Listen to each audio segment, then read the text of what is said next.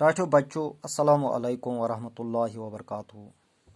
उम्मीद छम कि अल्लाह ताला सिंद फजल करम सत ऐसु तुई वारकार अल्लाह ताला थनो सलामत। बच्चों शेमी जमात हज कशरी किताब हुंद सबक परान हवा। युस हवा तमाम ज़वज़ाचन खतर खास कर अस इंसान खतर सठा जरूरी छु। तो हवा गछ शुद्ध तो साफ आसुन। अथ हवास पे सानी जिंदगी हुंद दार मदार। तो फैसल आखरी फैसल ते लबान इंसान सुंद सपदान अथ हवा पे मे तह अत कुन वो। यह हवा अत रच कर सन जिम्मेदारी तो फर्ज।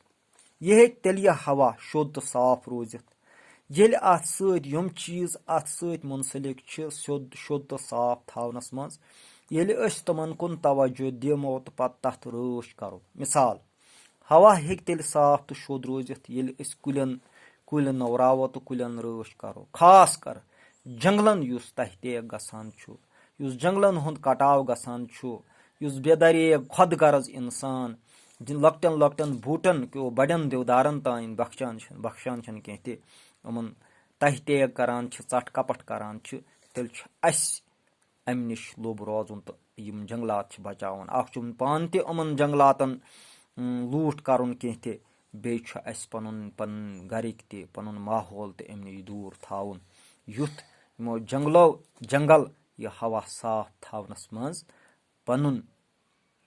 पन यानी पन हक अदा करन या पन जिम्मेदारी निभाव।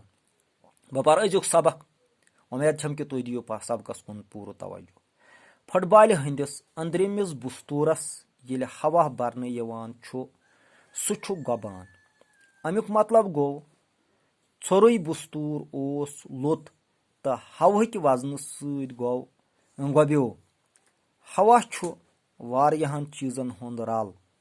अत मज ऑक्सीजन, नाइट्रोजन तो कार्बन डाइऑक्साइड ही अहम गैस इकवट आसान।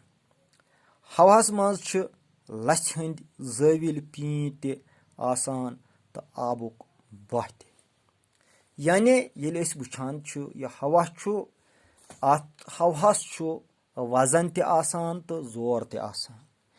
यह कित पर तर फिक्र ये अनोन फुटबॉल यथ गिंदान या वालीबॉल या अनोन हवा बगैर चमट्योमुत तम सात करो अत वजन यह आसान लुत ये अत हवा बरान गबान तो अत वजन हरान। अत ननान कि हवास वजन ते आसान तो बे अत जोर ते आसान। जोर अमुक तमी सात ननान ये वाव तूफान या छठ अत वारिया कस्म मिसाल ऑक्सीजन अत मज आसान, नाइट्रोजन आसान, कार्बन डाइऑक्साइड आसान।